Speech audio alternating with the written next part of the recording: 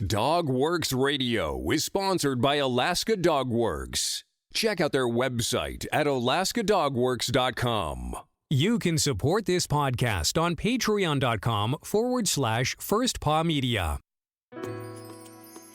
This episode of the podcast is brought to you by First Paw Coffee Company, specializing in private label premium blend coffee. If you're serious about coffee, you should check it out. First Paw Coffee's passion is high-quality, small-batch roasted coffee. They take the extra time to taste and get everything perfect before they release new blends. They aim to bring you a cup of happiness each time you pour yourself some coffee. Find out more at ak.dog/free and enter for a chance to win some First Paw Coffee prizes, a book from our collection, and tote bag. One winner will be selected at random each month. That's ak.dog/free. Radio Free Palmer 89.5 KVRF presents Mushing Radio, hosted by Robert Forto. Mushing Radio is about dog-powered sports, living in the Great White North, and mushing. Visit our website at mushingradio.com. Here is your host, Robert Forto.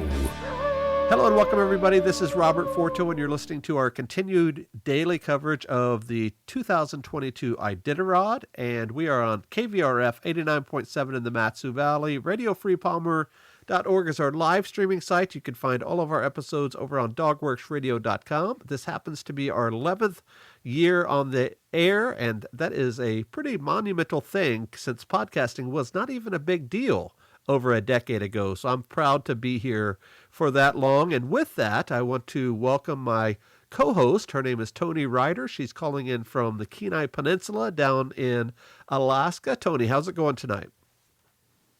It's going really well. We are under a winter weather advisory or warning. I didn't really pay attention, but it's supposed to start snowing here.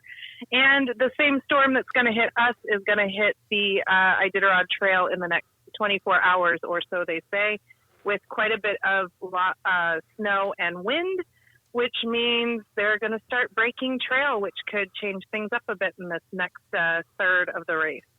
And we definitely have a slog fest. I was going to say a dog sled race right now. We have Aaron Burmeister, who just pulled into McGrath about 20 or 30 minutes ago from when we're recording, and we have a heck of a lot of people either in or right out of Nikolai, and then just about everybody else is in Roan. So it looks like the pack of all the mushers, and everybody's still on the trail. No scratches, no withdrawals, no major injuries or anything like that to report. Everybody is still making their way down trail. It looks like right now Aaron Burmeister is in first place, and Lisbeth Norris is in 49th place, or I guess it's 49th place, in the Red Lantern position, as they call it. And we're going to talk a lot about that as the race concludes. But everybody seems to be doing great. I know you said that there has been some chatter that the trail was pretty nasty there pulling into Nikolai, something that they haven't seen in a while. Is that right? Yeah, I think it was either Aaron Burmeister or Ryan Reddington said earlier today that the run over to Nikolai was the worst they'd ever seen it. And that was something that the other mushers, as they came through, were also saying. And some of them ran in 2014, which I thought was supposedly the worst trail in the history of trails. So I feel like you mushers have really short-term memory, and that would explain why you guys keep signing up for these races year after year.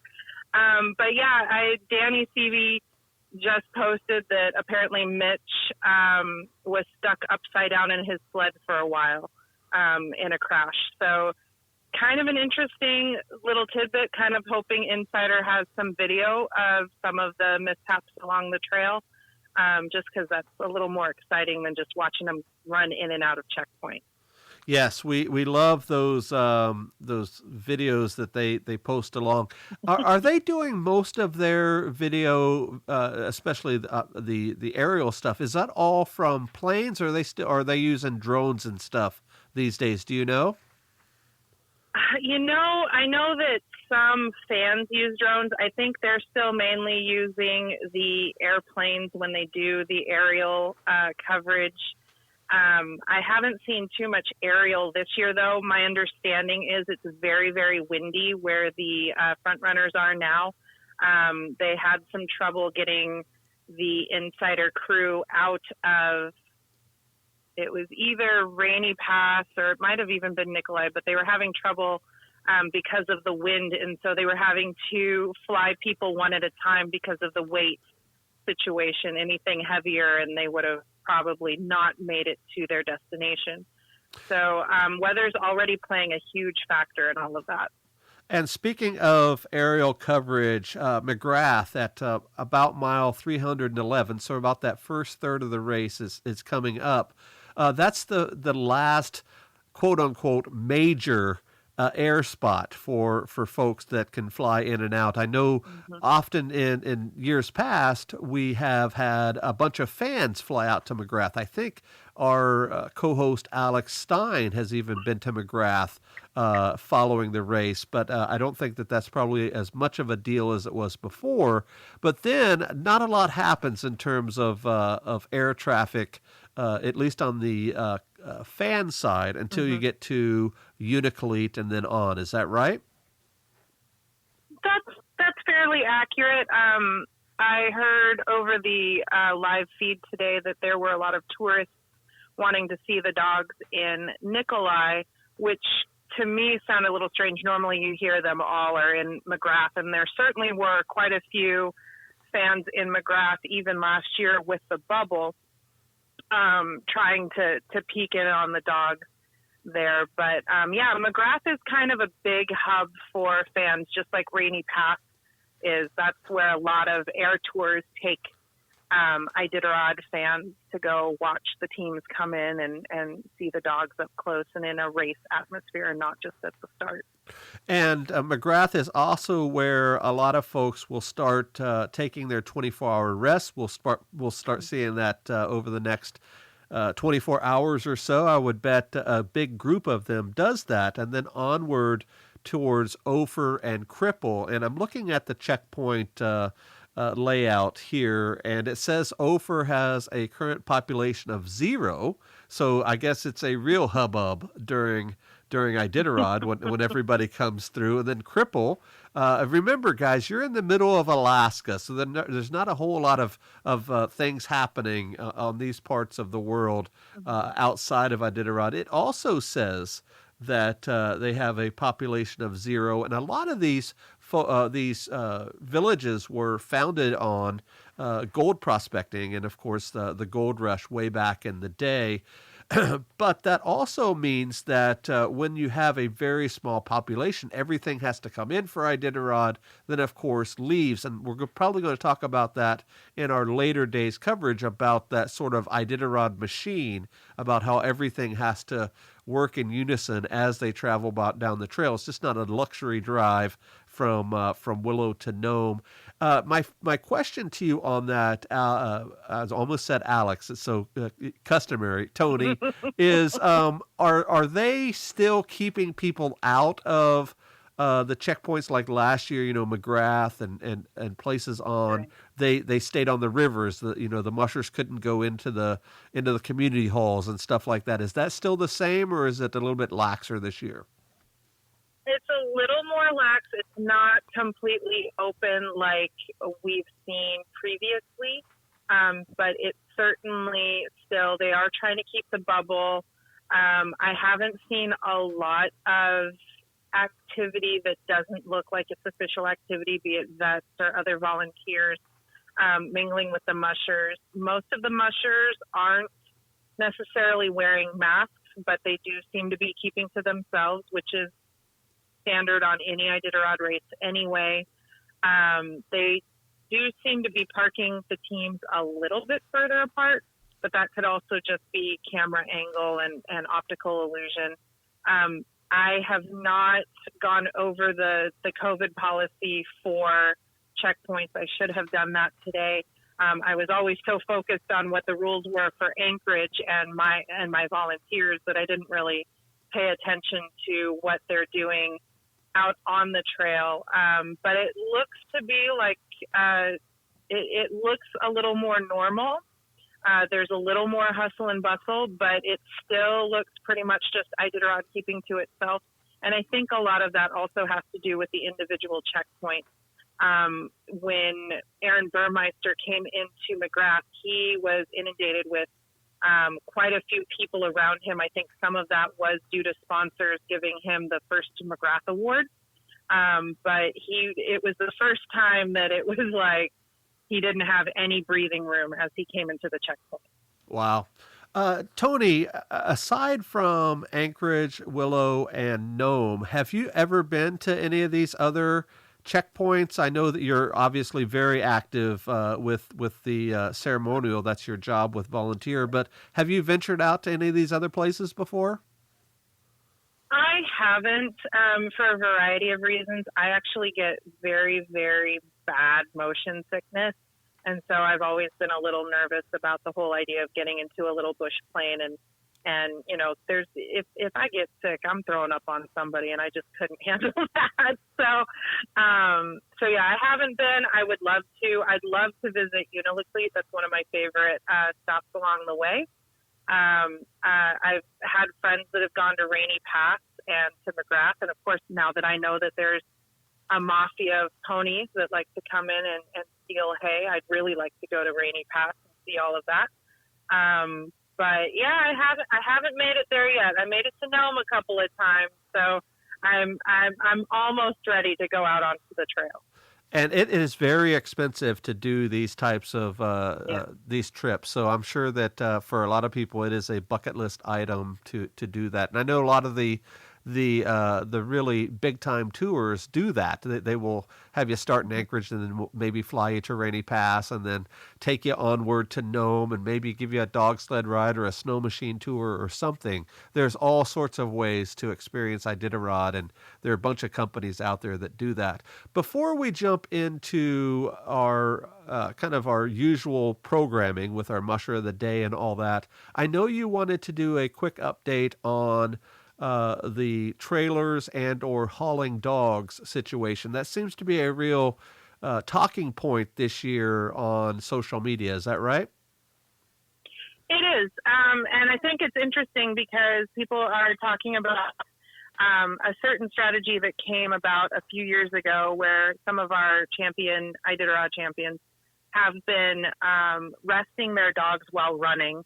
And there are two camps that believe either it's a great strategy because it's a lot like other sports like football and basketball who rotate their players regularly so that nobody gets overtired and ends up injured or unable to play to their abilities.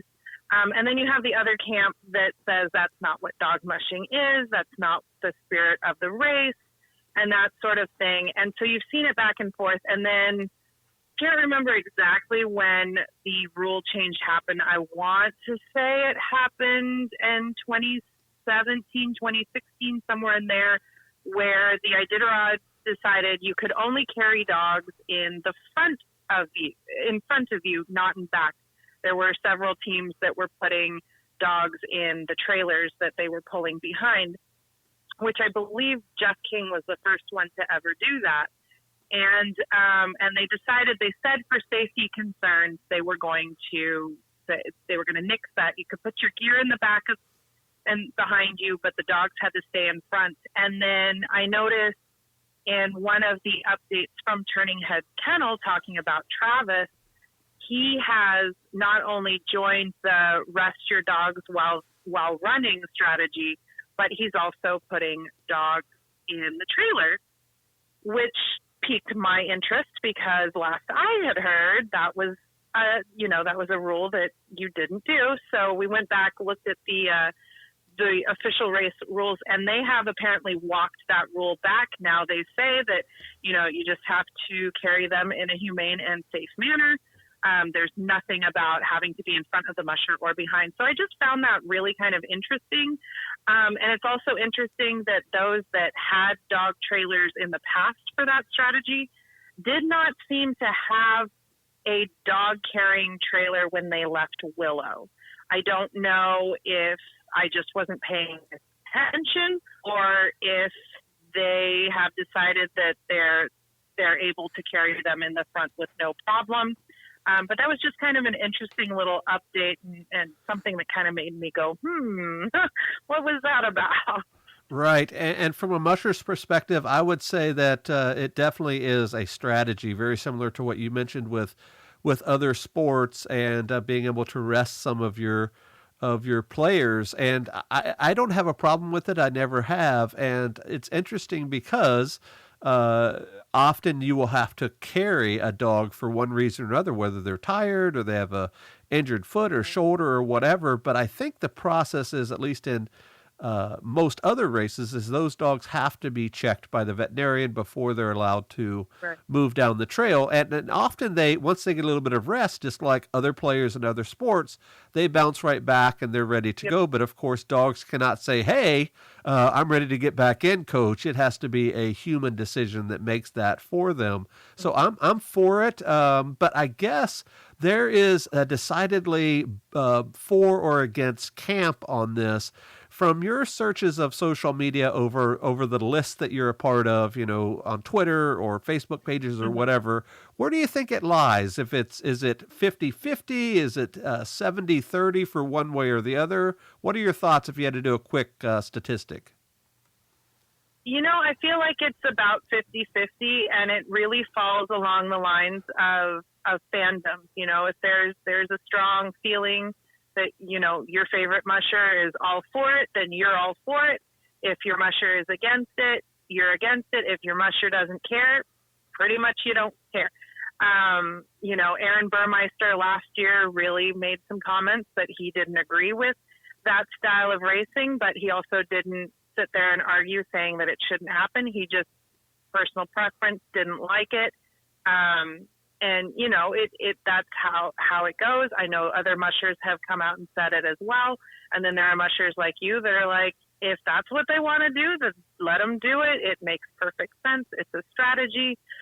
We've seen people win with it. We've seen people win without it. We've seen people without that strategy beat those that have that strategy. So, it really just depends on what you're training and what you plan for the race, whatever race it is, be it Iditarod or something else. And so it is. It's a 50-50, I think, within the fandom. And my last point to it, and of course respond if you like, Toni, is there's a whole strategy with the number of dogs on the team. And we could probably do an entire podcast series where we talk nothing else except race strategy. And we could easily fill up every night, all show about this. But there's a strategy to that as well. Back when they had a 16-dog limit, you would see people that were starting with 14 or 16, or there's folks that start with bigger dogs for that first third, and then they drop those bigger dogs at McGrath, or they change out sleds at McGrath for a lighter sled or whatever. And then, of course, there are definitely strategies to only carry so many dogs after you get to the coast. You may have only a 6-dog team or whatever, and you drop. It doesn't matter, how the dogs are performing. You want to finish with a 6-dog team, and I think that's a very interesting strategy that I would like to talk about once we get there, because I have some thoughts on that I think would be pretty interesting to our listeners. Anything else on that, or any other story that you want to mention before we jump over and talk about our musher of the day? Yeah, you just mentioned, strategy on when to drop, or as now they call it, return dogs off of the trail. They had mentioned earlier today on Insider, I believe it was Liz Failer that made the announcement that in talking with the vets, this is the first Iditarod in vet memory where so few dogs have been returned at this point in the race. So that also, I think, speaks volumes for the vet care as well as the musher care of the dogs, and probably how the trail is for the dogs. It doesn't sound like the dogs are having too much trouble. It sounds like, once again, the humans are having a lot of trouble getting down the trail. They are always the weakest link. Not only do we get the coldest, but we're probably the grumpiest of the team out there, because the dogs, man, they just want to go. And that brings up a quick question that I do not know the answer to, Toni. I know that there has been some changes to the Lakefront Hotel, and in years past, that was sort of the headquarters for dog drops, and then they did the prison program. Where does that all stand right now? Do you know? From what I gather, I know that dog drop is still at Lakefront. I have not heard if the prison is open for that. Last year they didn't due to COVID restrictions. I don't know where they stand on that. I haven't had a chance to look that up. Normally by now we do have either an Anchorage Daily News report on that or a KTUU report about how the prisoners at the facility are able to work with them. Whoops, sorry, that was my phone. They're able to work with them and take care of them until one of the handlers can come pick them up. I don't know if why we haven't heard about that is just because there aren't many dogs to take over there or what that is, but that's definitely something that I'll do a little research on and maybe report back tomorrow. Yeah, that's another very interesting story of itself. So guys that are listening, we are going to talk about returned dogs tomorrow. And I guess you said that they changed that language from dropped, which has been the language since I started in the early 90s, to returned. I guess that's one of those politically correct terms. Is that right? Yeah, because of certain organizations that don't believe in being fully honest, they like to say that drop dog means something more sinister. And so I believe it was in 2018, summer of 2018 for the 2019 race, they had a very not heated talk with the Mushers and the ITC members, but it was a heavily opinionated meeting where they tried to come up with a different name for what we call the drop dog program, and they settled on return dogs, which I don't think anybody was truly happy about, but it is what it is, and everyone still flips with drop dog quite a bit. But all that means is that the dog either didn't want to run anymore or wasn't needed to run anymore, might have a slight injury or illness, and they just have to go home and rest up and maybe make the Iditarod team next year. So we're definitely going to talk about that whole entire process tomorrow. I think that will be a very interesting discussion for sure. So let's jump over, Toni, to our Musher profile of the evening. I'm going to pull up the information I have. Would you like to get started? Sure. I can give a little bit. I won't give her background necessarily, but we'll talk about Ryne Olson on this wonderful International Women's Day. Go for it. All right. So Ryne is not new to the racing scene. She did start with, I believe, Allie Zirkle as one of her handlers and mentors. Recently, Ryne did help with, and we'll probably talk about this Musher later on in the podcast series, but she did help with Bridget Watkins after Bridget's team was attacked on a training run by a very angry Arctic murder pony, also known as a moose. She organized the GoFundMe that was fulfilled in a matter of minutes. The Mushing community as a whole came together and really helped with that. Ryan's race so far has done pretty well. She has had to return a couple of dogs. I haven't looked to see what number of dogs she's down to now. But she did report that on her very first camp out of this race, that her team was still so energetic that they popped the hook. So she's got a very lively group of dogs, and let me just give you their names real quick. She has Etta and Thresher, Dolly and Elmer, Tobin and Faf, Dracula, Smokey, Oryx, Wingman, Otis, Sherlock, who they're blaming the popped hook for, Mario and Yoshi. So I think she also has a litter of dogs named after the Office characters. I seem to recall a video of her showing off some very young dogs with some interesting TV show names. So she's a character. She used to be a little more active on Twitter before she started really getting competitive. And she even had her lead dog Cartel had their own Twitter page for a while, and that was active until 2019. So she's fun to follow. She's one of those that embraces social media. She's got YouTube. She's got TikTok. She's got Facebook. She had Twitter. That's the one that she seems to shy away from most. But just really down to earth. I absolutely adore her. I've had nothing but good run-ins with her. She always gives a great smile to the camera.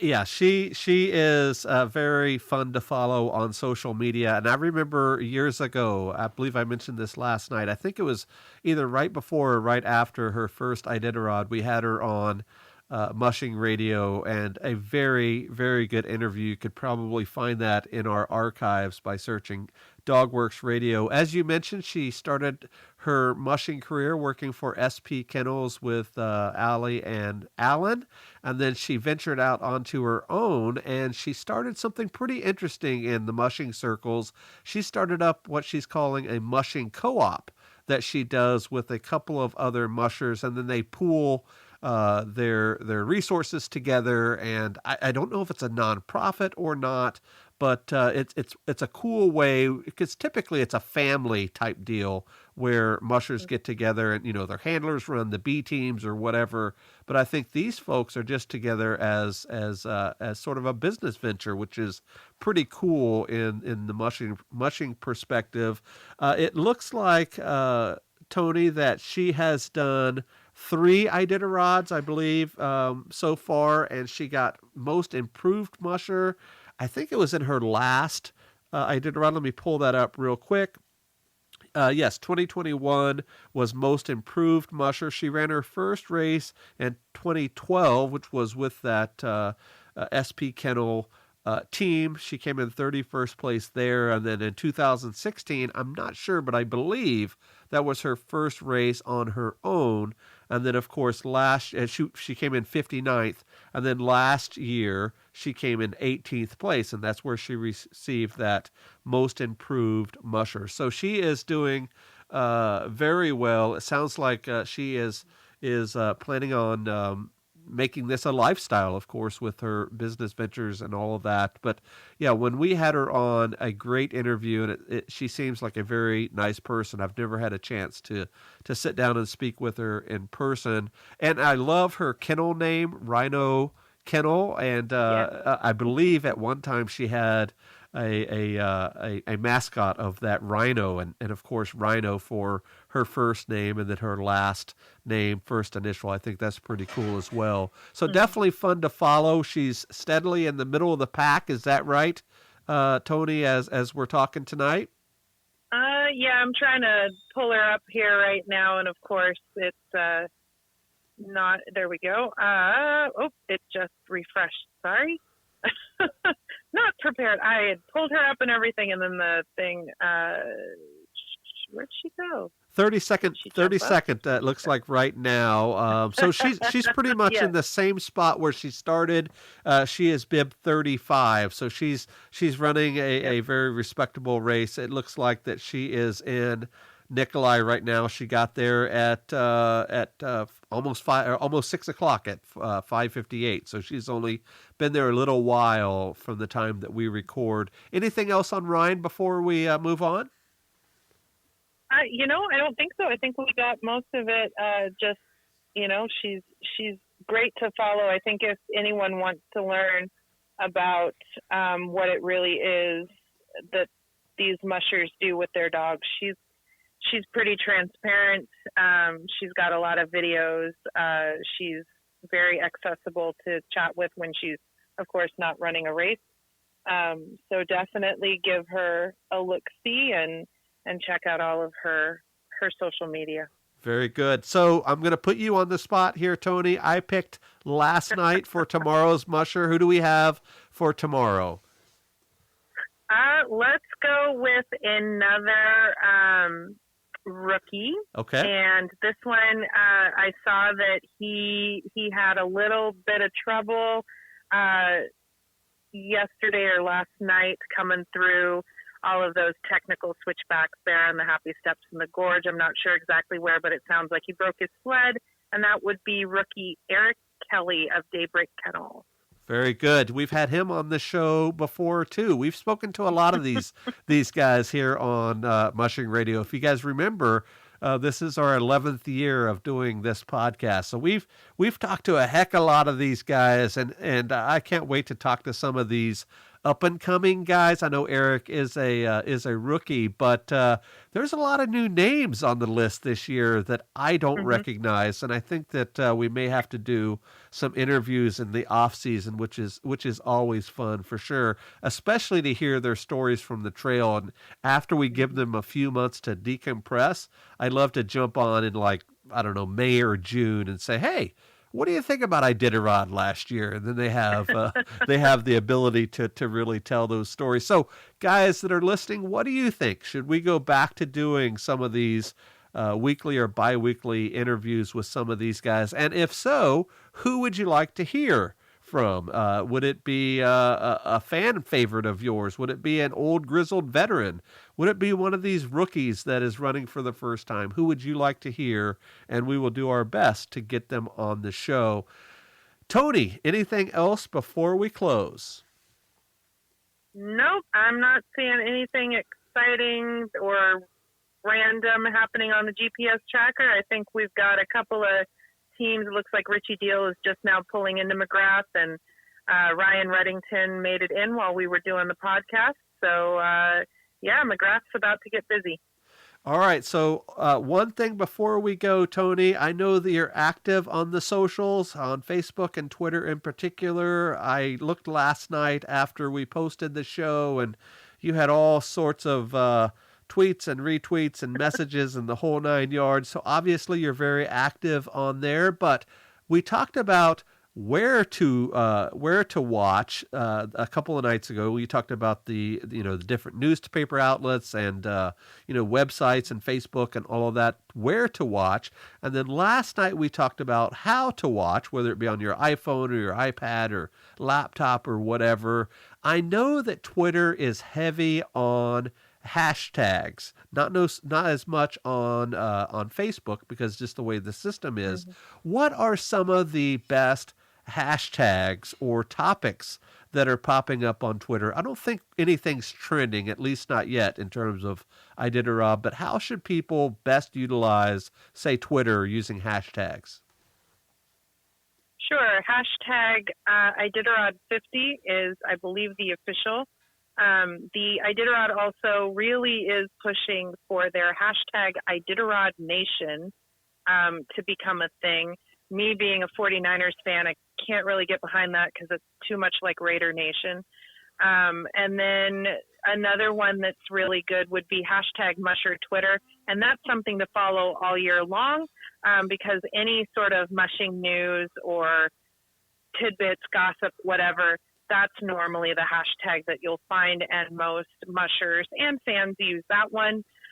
You might also try hashtag Iditarod 2022, but most of us are using Iditarod 50 this year for the hashtag. And that is what we're embracing, that Iditarod 50. We tag all of our podcasts with that for sure. So definitely follow that along. Now, Toni, I am going to end the show, but I have one final question that's not related to Iditarod at all. Oh, no. That I think you may have a little bit of an interesting insight to. I did not prepare you for this, but if fans want to stick around to hear some, as they say, be real, this could be it for sure. So, Toni, I know that you're a huge football fan. I know that you're a San Francisco 49ers fan, so you're heavy into the NFC West. And today there was huge news that Russell Wilson is no longer a Seahawk. He is now a Denver Bronco. So what are your thoughts about that? Because the Seahawks and the 49ers have been battling out the last few years, especially with the up-and-coming Arizona Cardinals and their just dynamic quarterback that they have, that young guy, Kyler Murray. What do you think about what is your thought about Russell Wilson leaving Seattle and heading down towards Denver? Well, I think Denver's getting the better deal. I haven't really been paying attention too much to what's going on in Seattle, but I haven't heard anything about them having some amazing quarterback waiting in the wings.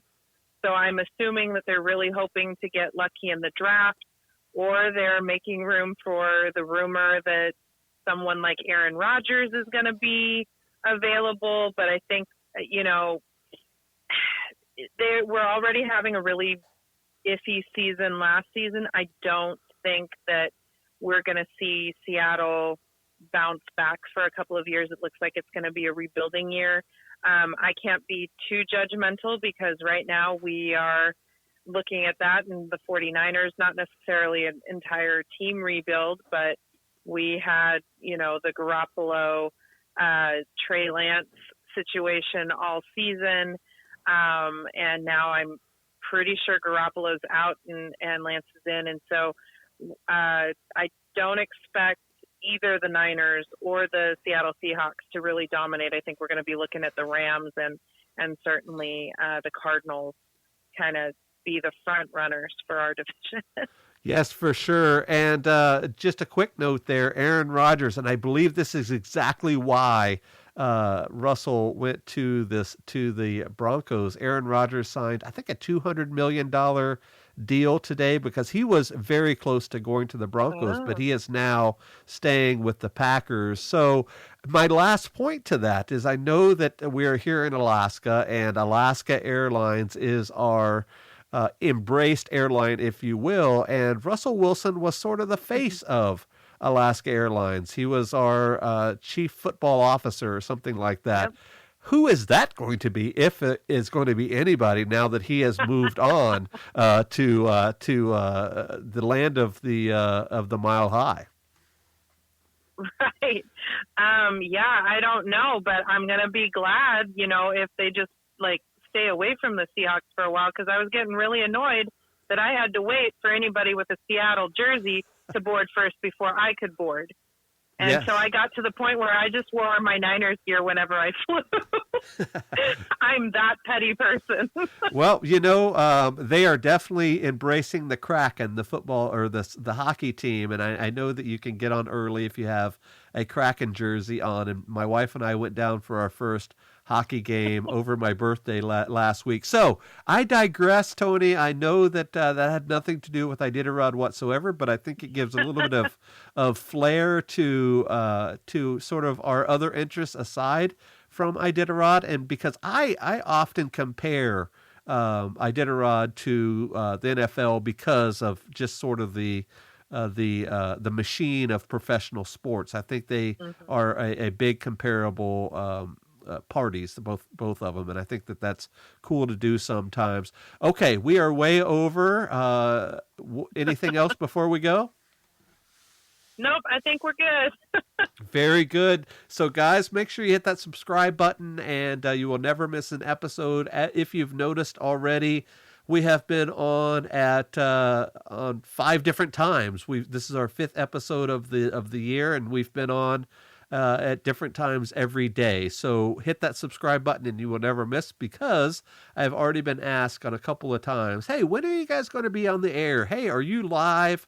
Are you guys going to be on at 7 o'clock or 9 o'clock or 3 o'clock? So hit that subscribe button and you'll never miss an episode for sure. With that, Toni, I will talk to you tomorrow, and otherwise, have a good one and see you next time.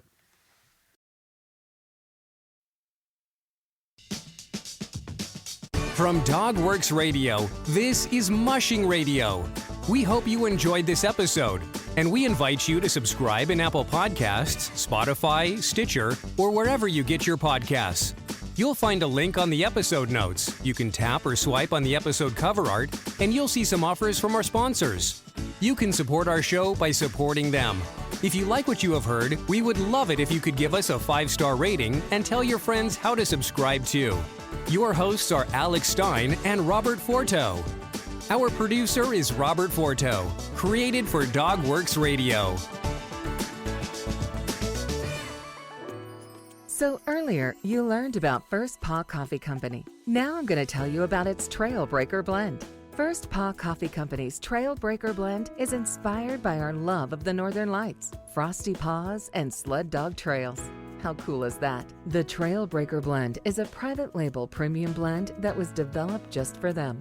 It's a medium dark roast from Central and South America, highlighting flavors of brown sugar, hazelnut, and plum. Be sure to go to ak.dog/free and enter to win a bunch of cool prizes. That's ak.dog/free.